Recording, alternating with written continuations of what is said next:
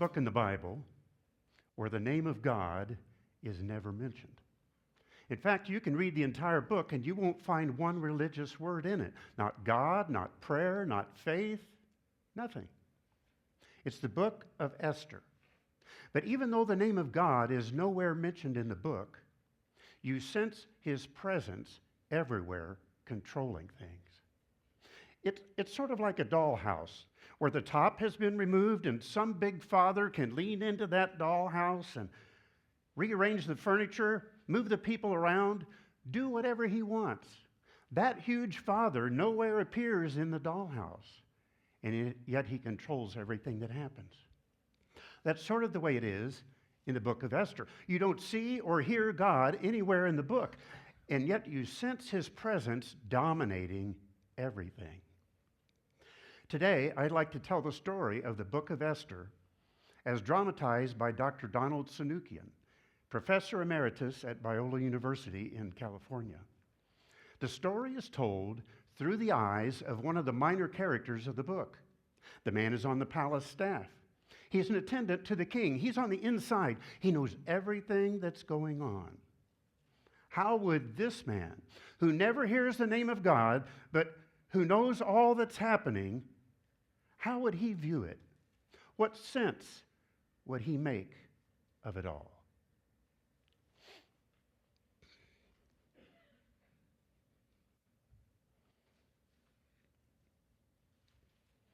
My name is Harbona.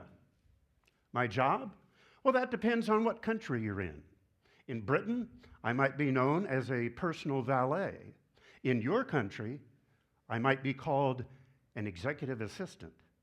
In my country, I am Harbona, chamberlain to Xerxes, king of Persia.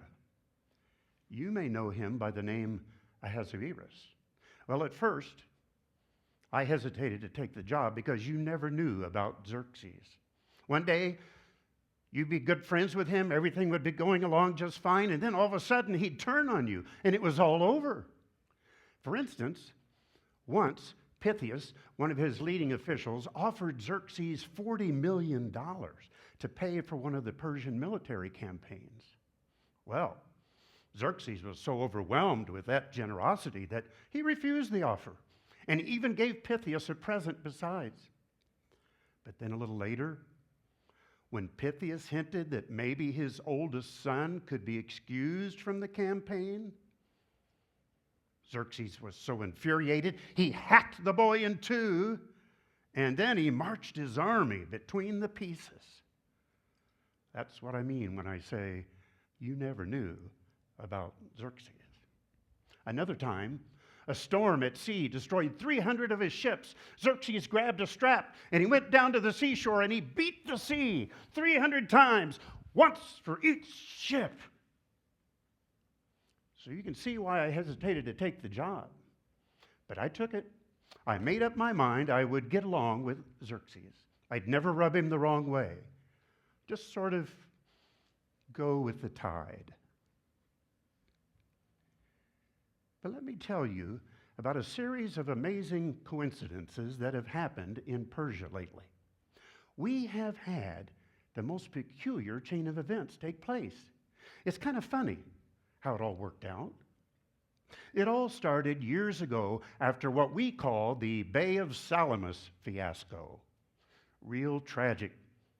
Xerxes was making a bid to take over Greece, and he was doing real well, too, until in one naval battle, his entire navy was wiped out, and Xerxes had to sneak back to Persia on a fishing boat. Well, for the longest time after that, he was down in the dumps. He brooded all day long. No spark. No interest. And then he started talking about Vashti. Poor Vashti, how he'd done her wrong. Well, I'll admit, it had been an unfortunate affair. Vashti was the queen that he'd gotten rid of, but what's past is past. It wouldn't do any good to mope about it. Thought to myself, something's got to be done to put some life back into Xerxes.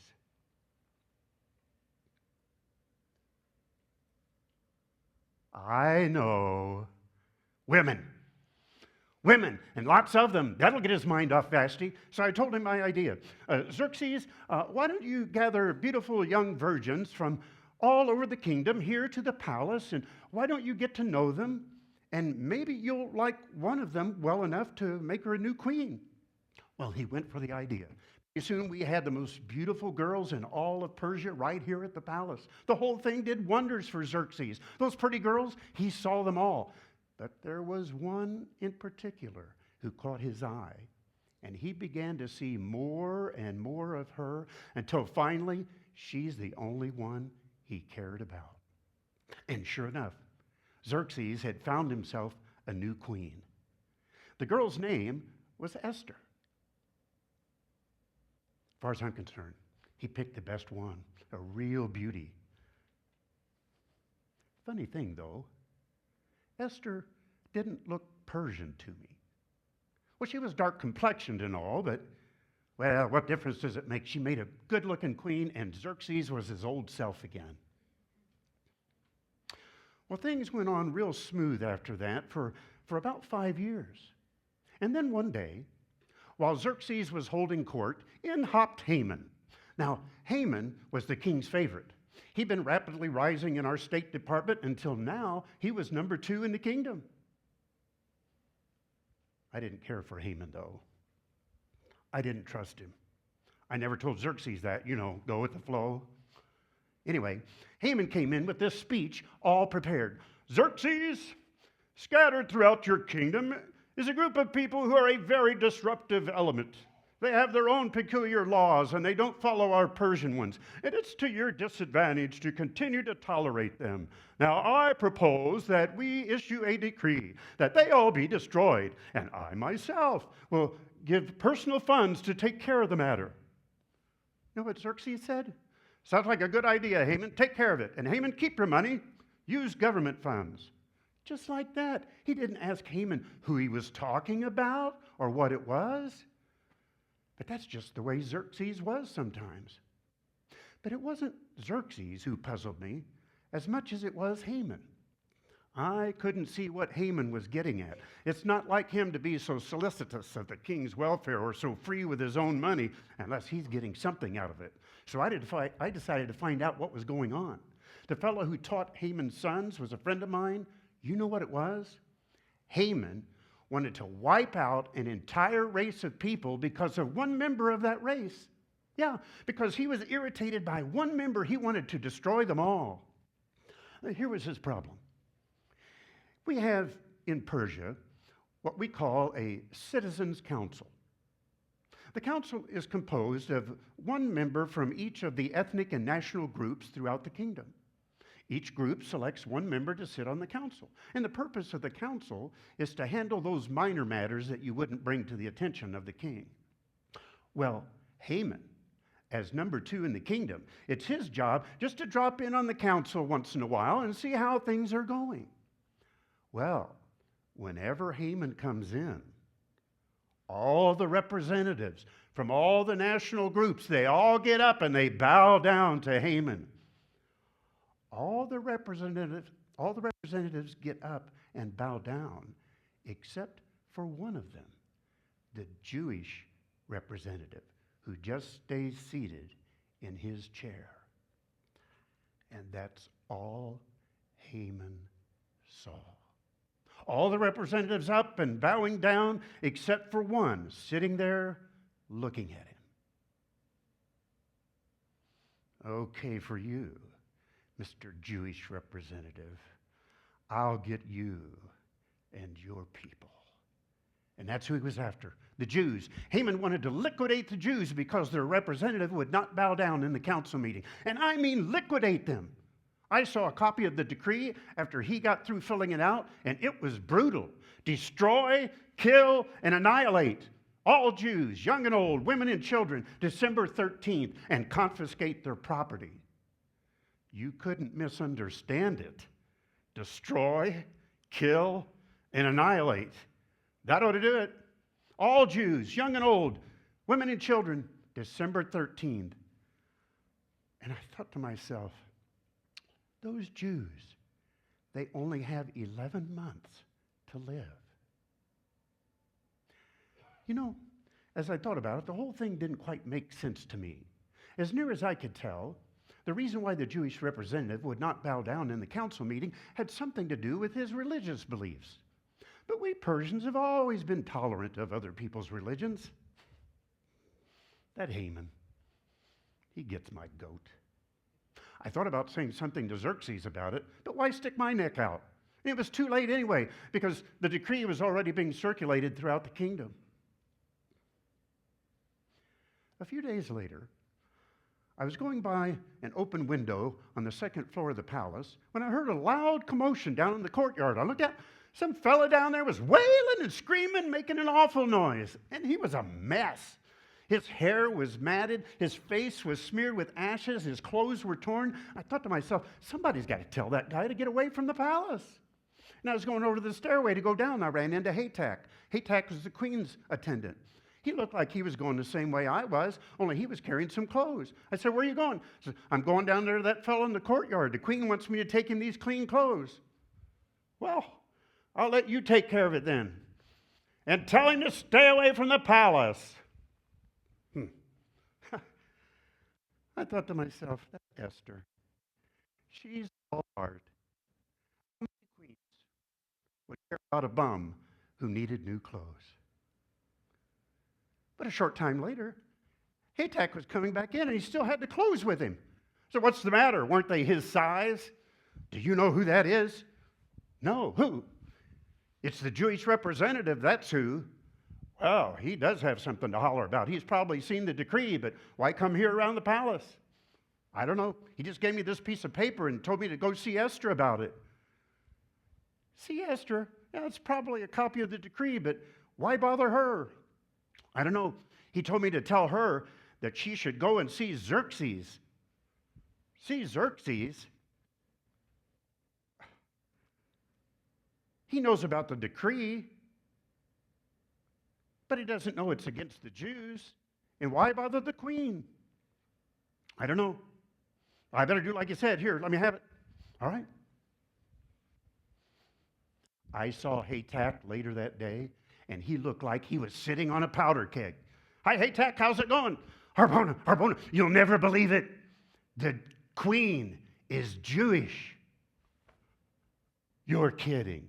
No, I'm serious. No wonder she didn't look Persian to me. Yes, she's Jewish. And when I showed her a copy of the decree, she didn't want to go in and see Xerxes about it. He hasn't called for her in over 30 days, you know. I know, he's in one of his moods lately. Anyway, she told me to go back and tell the Jewish representative, his name's Mordecai, and he's her cousin. She told me to tell him that this would not be a good time to go in and see the king, that if she went in uninvited, he might do something severe. But Mordecai told me to go back and tell the queen that, good time or no, the decree was against all the Jews, and being queen wouldn't even save her. And he said, maybe she's become queen for such a time as this. Harbona, do you think we should tell Xerxes about this? Are you kidding? I'm not about to get caught between Haman, Xerxes, and Esther. Let events take care of themselves. But I thought to myself, oh boy, oh boy, oh boy. Things are sure going to get interesting around here. Haman has a decree out against the Jews, but he doesn't know Esther's a Jew. And Xerxes is in the dark about everything. Didn't have long to wait. A few days later, Xerxes is holding court. Side door opens. It's Esther. Man, does she look good? She's really fixed herself up. Xerxes took a look, got his scepter down real fast, and while she was coming forward, he could tell that something was bothering her. He can be real tender when he wants to be. You ought to hear him. What is it, Esther? What's bothering you? Is there anything I can give you? Is there something I can do for you? And I thought she'd come out with it then, but she didn't, and I could see it was probably better because Haman wasn't there then. Instead, she said that later she had arranged for a specially catered lunch, and would Haman and Xerxes join her in the queen's compartments for lunch? Well, when lunchtime came, Xerxes again tried to find out what was bothering her, but she wouldn't tell him. Instead, she said that she had arranged for another specially catered lunch the next day. And would Haman and Xerxes join her again for lunch tomorrow? And I thought to myself, what is she waiting for? Why doesn't she come out with it?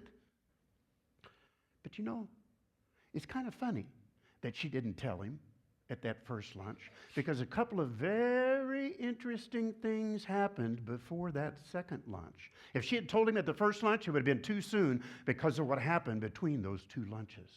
The first thing that happened, and I got this from the tutor at Haman's house, Haman practically floated home from that first lunch on a cloud. He threw a big party for all of his friends, and he told them his personal success story, how much money he had, how he'd risen through the State Department to the number 2 spot in the kingdom. And today, the climax, private luncheon engagements with royalty. The only moth in his Persian rug was Mordecai. Even with the decree out, Mordecai still would not get up and bow down in the council meeting. So Haman and his friends decided that night that Mordecai himself must go even before the rest of the Jews. And they fixed up that huge tree in his backyard, and they turned it into a gallows.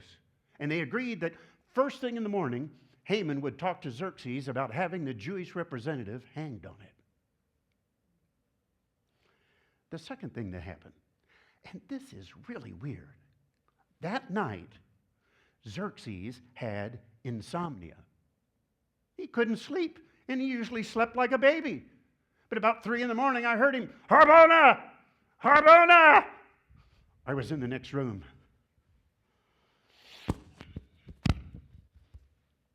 "Harbona, I can't sleep. Bring something to read to me." "How about the memoirs of your reign?"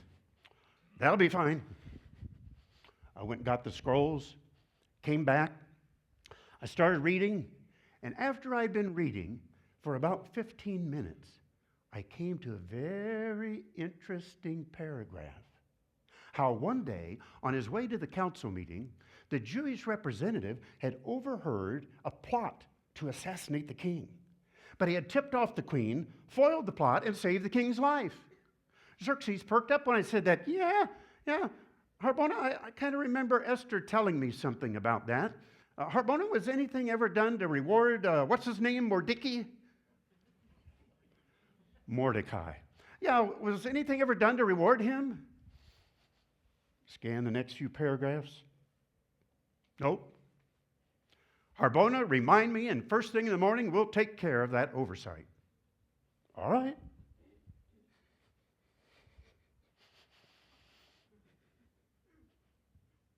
This is a fine howdy-do. Haman's going to hang him. Xerxes is going to honor him, and I can't wait for morning.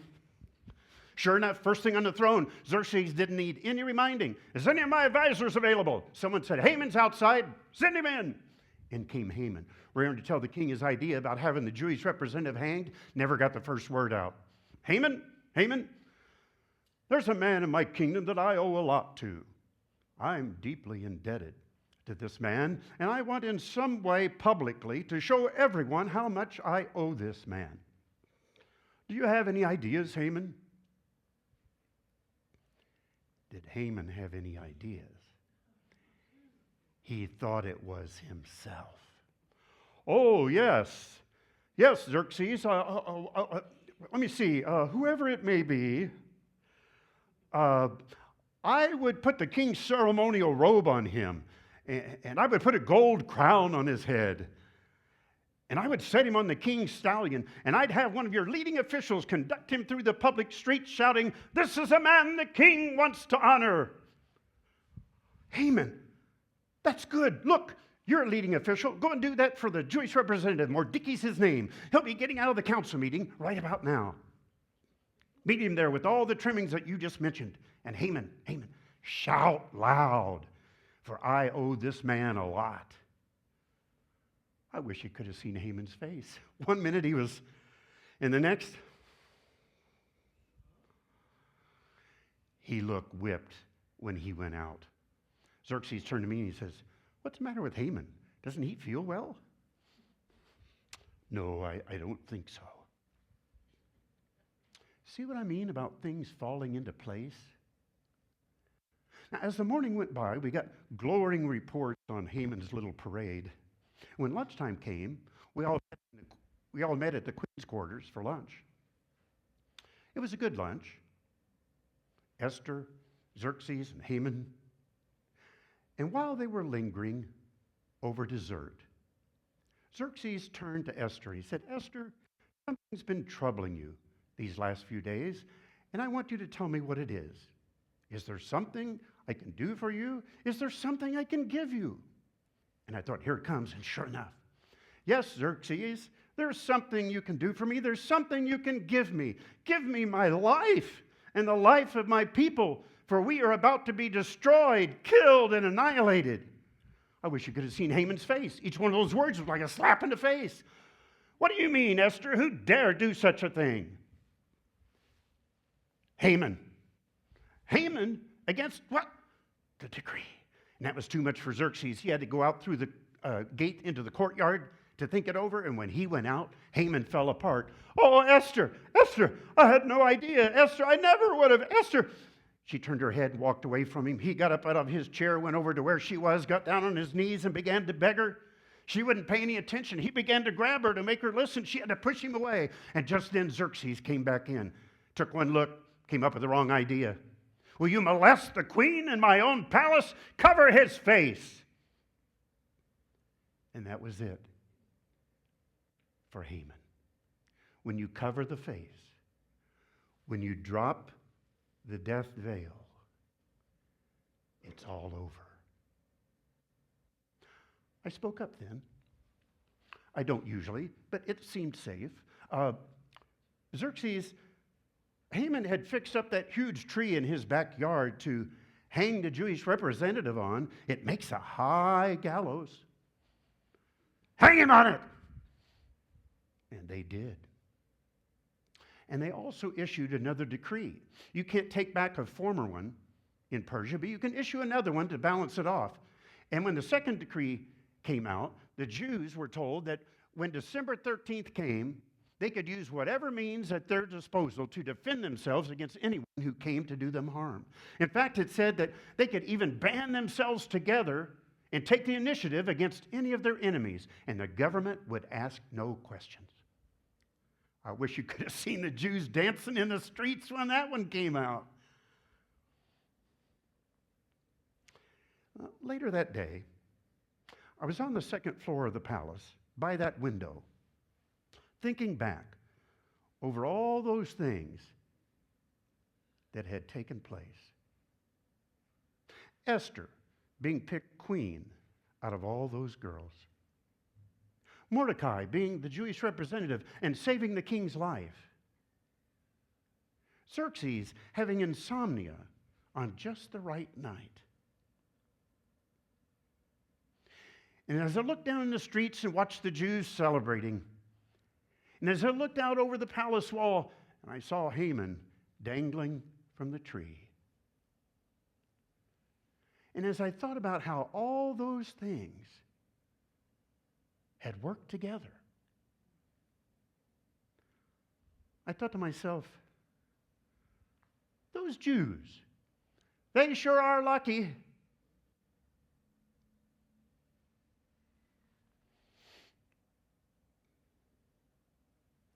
Now, to the God who never sleeps, who never slumbers, to the God who knows you're going out and you're coming in, to the God who hovers around you to preserve your life from harm and to give you the future He's prepared for you, to our great and good God be glory and praise forever. Amen. You are sent.